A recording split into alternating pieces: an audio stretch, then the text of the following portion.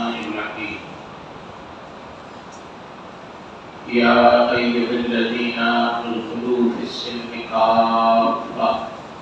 ولا تتبعوا خطوات الشيطان إنه لكم عدو مبين صدق الله العظيم. محترم بزرگوں، عزیز دین بھائیوں، میں نے آپ کے سامنے قرآن پاک کی جو آیت تلاوت کی ہے اس کا ترجمہ یہ ہے: اے ایمان والو، اسلام میں پورے داخل ہو جاؤ اور شیطان کی پیروی مت کرو، وہ تمہارا کھلا دشمن ہے۔ اگر کوئی ہم سے یہ کہے یا ہم میں سے کسی کو اس طرح سے مخاطب کرے کہ وہ آدھے مسلمان، وہ پاؤ مسلمان، وہ 3 پاؤ مسلمان، تو ہم کو برا لگے گا کہ یہ کیسے ہم کو کہہ رہا ہے آدھا مسلمان، پاؤ مسلمان، پونا مسلمان۔ ہم تو پورے مسلمان ہیں، لیکن قرآن کہہ رہا ہے ایمان والو، اسلام میں پورے داخل ہو جاؤ۔ کچھ اسلام ہو اور کچھ غیر اسلام ہو، ایسا ہے۔ حضور اکرم صلی اللہ علیہ وسلم کی اس وقت بعثت ہوئی تو اس وقت دنیا میں کئی تہذیبیں تھیں، اور عربوں کی بھی اپنی تہذیب تھی، رومیوں کی تھی، ایرانیوں کی تھی، مصریوں کی تھی، چینیوں کی تھی، ہندیوں کی تھی، الگ الگ تہذیبیں تھیں، اور عربوں کی بھی تہذیب تھی۔ لیکن حضور اکرم صلی اللہ علیہ وسلم نے عربوں کی تہذیب کو نہیں بتایا کہ عربوں کی تہذیب ہے اس کو قبول کرو، بلکہ آپ نے اسلامی تہذیب، ربانی تہذیب جو اللہ کی طرف سے آپ کو بتایا گیا، سکھلایا گیا، جس طرح سے دکھایا گیا، اس طرح سے کرنے، اس طرح سے زندگی کو برتنے، اس طرح سے زندگی پر چلنے کا آپ نے حکم فرمایا، اور ایک عملی زندگی آپ نے سیکھی ہے، اور عملی زندگی اپنے ساتھیوں کی بھی پوری دنیا کے لیے رہتی دنیا تک کے ایک نمونہ صحابہ کرام کا پیش کیا کہ جو ایک نمایاں تہذیب تھی، وہ اسلامی تہذیب۔ اب ہم لوگ، ہمارے سامنے، ہم اس تہذیب کو اختیار کریں گے تو ہم مکمل طور سے مسلمان، ورنہ ہمارے اندر وہ کمی ہے کہ ہمارے پاس ایمان تو محمد رسول اللہ کا ہو، ہم دعویٰ قرآنی احکامات کا کریں، لیکن ہمارے پاس بہت ساری چیزیں دوسروں کی اختیار کرتا اور پسندیدہ۔ ہم بہت اچھے نمازی ہیں، ہم بہت اچھی نماز پڑھتے ہیں،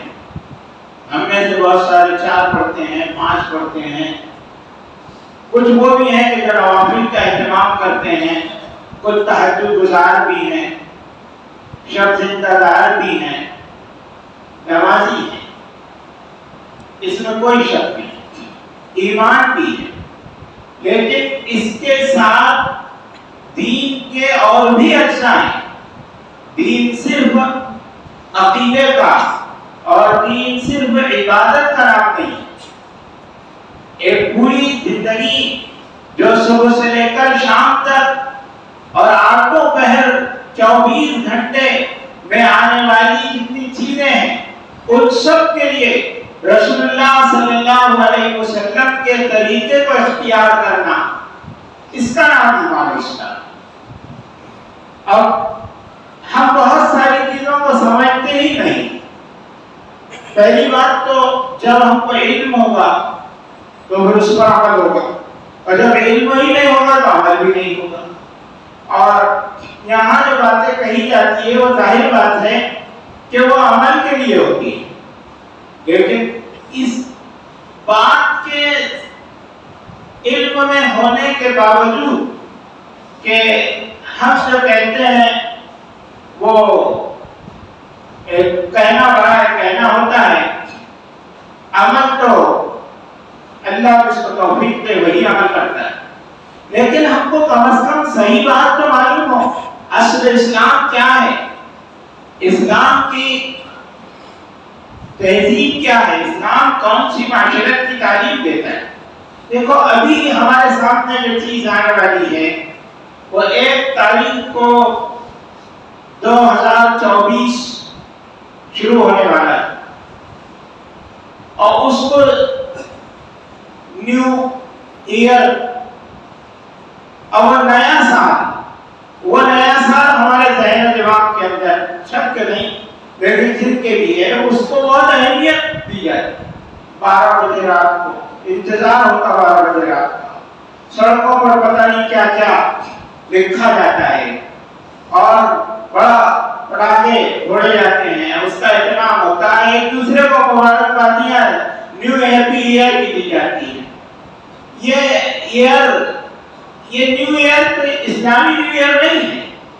اب اسلامی نیو ایئر جو ہوا تو پتہ بھی نہیں کب آیا اور کب گیا،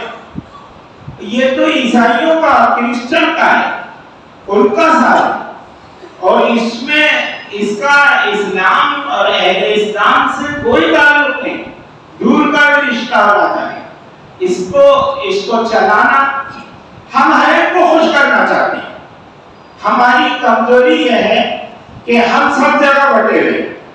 اور سب جگہ سے ہم کچھ لیتے ہیں اور سب کو خوش کرتے ہیں۔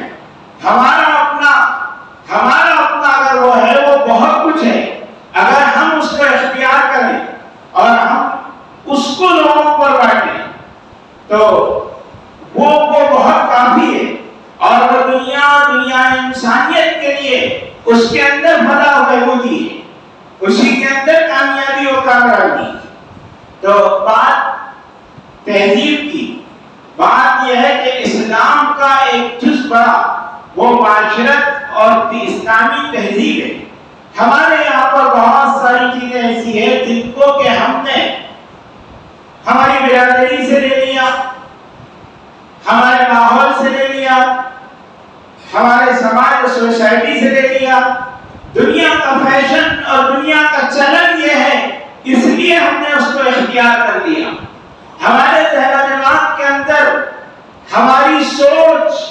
یہ ہونا چاہیے کہ رسول اللہ صلی اللہ علیہ وسلم کا طرز کیا ہے، آپ کا طریقہ کیا ہے، آپ نے اس میں کیا سکھایا، آپ نے کیا بتایا۔ ایک ایمان والے کے ایمان کا تقاضا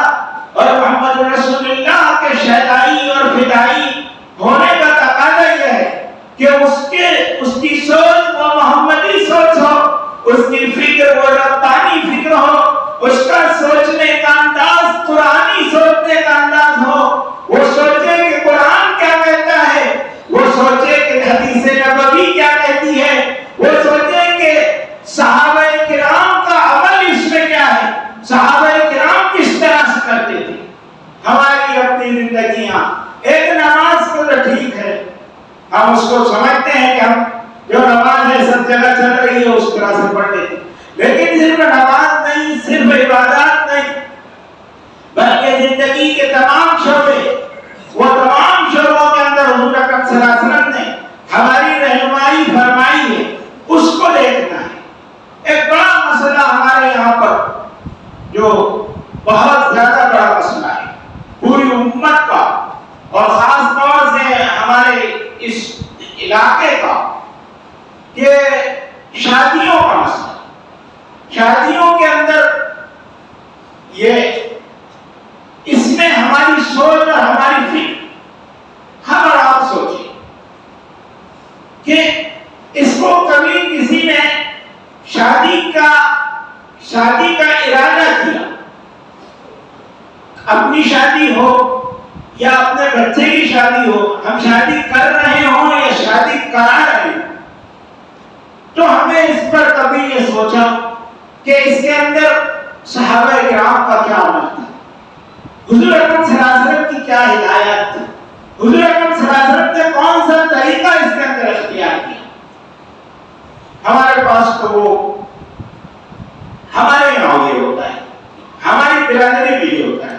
ہمارے گاؤں میں یہ ہوتا ہے، ہماری بستی میں یہ ہوتا ہے، تو یہ ہماری یہ سوچ گڑبڑ کر دیتی ہے، اور یہی سوچ لے کر ہماری نسلیں جا رہی ہے اور گزر جا رہی ہے۔ وہ اسلامی سوچ، وہ اسلامی فکر اگر ہم میں نہیں آئے گی تو پھر یہ ہے کہ دوسری سوچیں ہم پر غالب ہو جائیں۔ شادی اسلام نے اس طریقے سے بتلائی تھی، آپ ہم سب کے سب غور کریں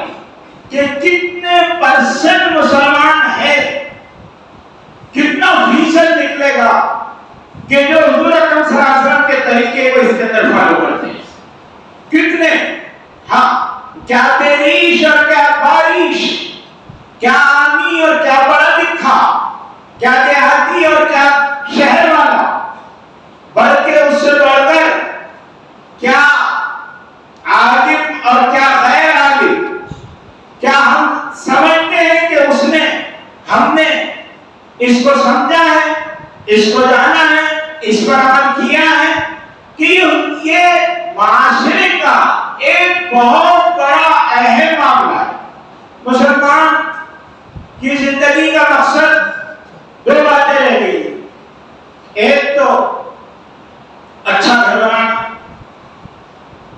اور دوسرا شادیاں کرنا۔ تو یہ زندگی کے ہمارے مقصد یہی مقصد ہے۔ کما رہا ہے آدمی کس لیے؟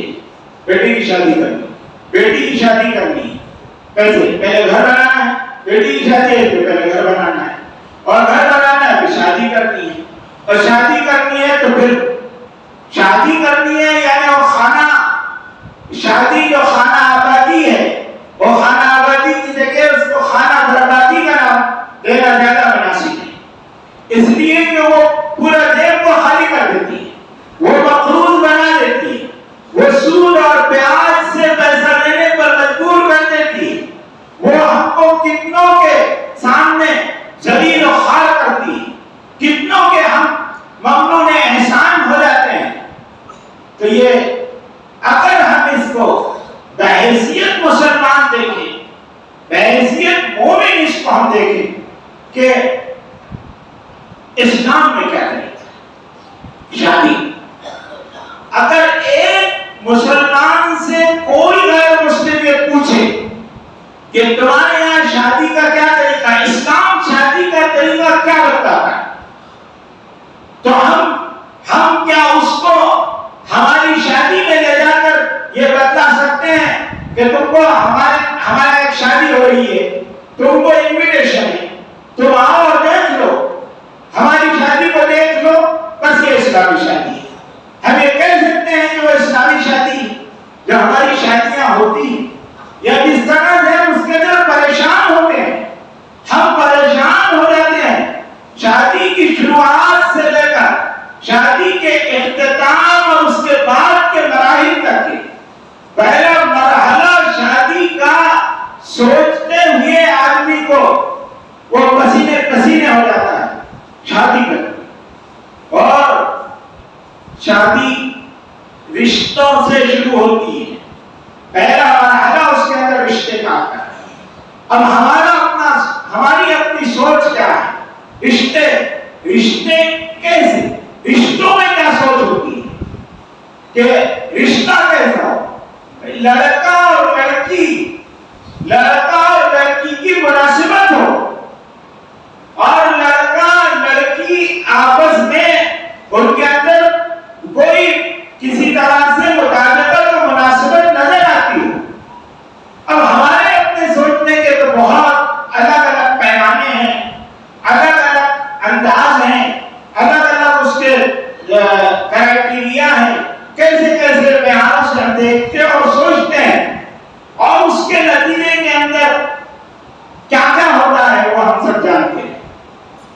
لڑکی کو دیکھنے کے لیے،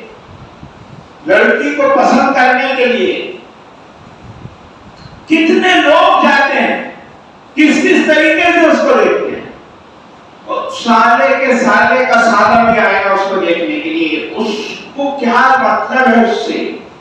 اس کو ہمارے نانی اماں بھی دیکھیں گی، دادی اماں بھی دیکھیں گی، وہ چچا کے چچا وہ بھی دیکھنے آئیں گی. تو یہ وہ ادھر کے ادھر کے وہ لڑکے کو بھی پرکھنے کا. حالانکہ یہ صرف یہ جو لڑکے ہیں یہ دیکھنے کے حد تک ہوتے ہیں، اور اس کے بعد بھگتنا کس کو پڑتا ہے؟ یہ تو اپنے اپنے زاویوں سے، اپنے اپنے چشموں سے اس کے پیمانے لگا کر ججمنٹ دیتے ہیں. نہیں ایسا ہے ویسا ہے. میں وہ سب تفصیل بتانا بھی نہیں چاہتا، اور آپ سب ماشاءاللہ اس کے شناور ہیں، اس کے ماہر ہیں، اور اس سب باتوں کو آپ جانتے ہیں. تو کیا یہ اسلامی طریقہ ہے؟ یہی سے بسم اللہ غلط ہو جاتی ہے، اسی کو غلط. حضور اکرم صلی اللہ علیہ وسلم نے جو کتنی پتے کی بات ارشاد فرمائی تھی کہ لڑکی کو 4 وجہ سے شادی 4 چیزوں کو دیکھ کے کی جاتی، حسب و نسب کو، جمال و خوبصورتی کو، اور مال کو، اور دین. آپ نے فرمایا تھا فصل بذات الدین، تم دین پر کرتی. اور حضور اکرم صلی اللہ علیہ وسلم نے ارشاد فرمایا تھا کہ دیکھو جب تمہارے پاس کوئی ایسے لڑکے کا یا لڑکی کا رشتہ آ جائے کہ جس کے اخلاق اور جس کے دین سے تم راضی ہو، اور تم اس کے بعد وہ رشتہ نہ کرو، تو پھر زمین کے اندر فساد اور بگاڑ. دین اور اخلاق کیا اگر راضی ہیں؟ عمریں جا رہی ہے بچوں کی، کتنے بڑی بڑی عمریں ہو جاتی ہے اسی اس میں کہ یہ جو الگ الگ پیمانے ہیں، ابا نہیں کو پسند نہیں، ابا کو پسند نہیں، دادا کو پسند نہیں، چچا کو پسند نہیں، یہ اس کے اندر یہ کمی ہے، اس میں یہ کمزوری ہے، یہ خامی ہے، وہ ان کا مسئلہ ایسا ہے، یہ وہ کر کے ہم ان بچوں کی عمروں کو اور ان کی زندگیوں کو، ان کو ہم ذمہ دار ہیں ان کو گناہوں میں مبتلا کرنے کے، اور ان کی زندگیوں کو برباد کرنے کے، اور اس موبائل کے دور میں ان کے ذہن کو خراب کرنے کے. وہ احساس ہم کو ہونا چاہیے. تو شادی کی جو شروعات ہے وہ تو پہلی بنیاد ہمارے یہاں پر غلط ہوتی ہے کہ ہم رشتوں کو اس طرح سے نہیں دیکھتے، نہیں سمجھتے، اور پھر شادیاں ہوتی ہے تو پتہ نہیں کتنے مرحلوں سے پہلے گزرنا پڑتا ہے کہ وہ غریب آدمی ہمت نہیں کرتا ہے ان چیزوں کو دیکھنا. اور جب تک کہ معاشرے کے اندر ایک ماحول نہیں بنے گا اس طریقے کا، تو غریب بھی بڑے امیر کی چاند پر چلے گا، اور وہ بھی کوشش کرے گا کہ میں بھی اسی طرح سے چلوں، اور وہ غریب کے پاس پیسہ ہے نہیں، تو وہ کیا کرے گا؟ وہ کرے گا یہ کہ کوئی کرے گا جو کرتا رہتا ہے، لوگوں کو پریشان کرے گا، سود بیاج سے پیسہ لے گا، گھر کے سامان کو بیچے گا، زیورات کو گروی رکھے گا، کبھی گھر کو گروی رکھے گا، کبھی کسی کو جھوٹ سچ بول کر پیسہ لائے گا، سود اور بیاج سے لائے گا، بلکہ چوری کر کے لائے گا اور لوٹ مار کر کے لائے گا. اور وہ یہ معاشرے کے غیر اسلامی معاشرے کے تقاضوں کو پورا کرنے کے لیے وہ غلط طریقوں کو اختیار کرے گا تاکہ وہ اس طریقے سے شادی کر سکے جس طرح سے ان مسلمانوں کے یہاں شادی ہوگی. تو یہ مسلمانی ہے. پھر اگر ہم کو کوئی کہے کہ آیا آدھے مسلمان ادھر آ، پاؤ مسلمان ادھر آ، تو ہم تو اس کو چپل اٹھا کے مار دیں گے کہ ہم کو 1000 پاؤ مسلمان بولتا ہے. لیکن ہمارا عمل تو یہی ہے. ہم مکمل اسلام کے اندر داخل نہیں ہوئے. صحابہ کرام کو حضور اکرم صلی اللہ علیہ وسلم نے، آپ سوچیں کہ حضور اکرم صلی اللہ علیہ وسلم نے وہ پیارا معاشرہ، وہ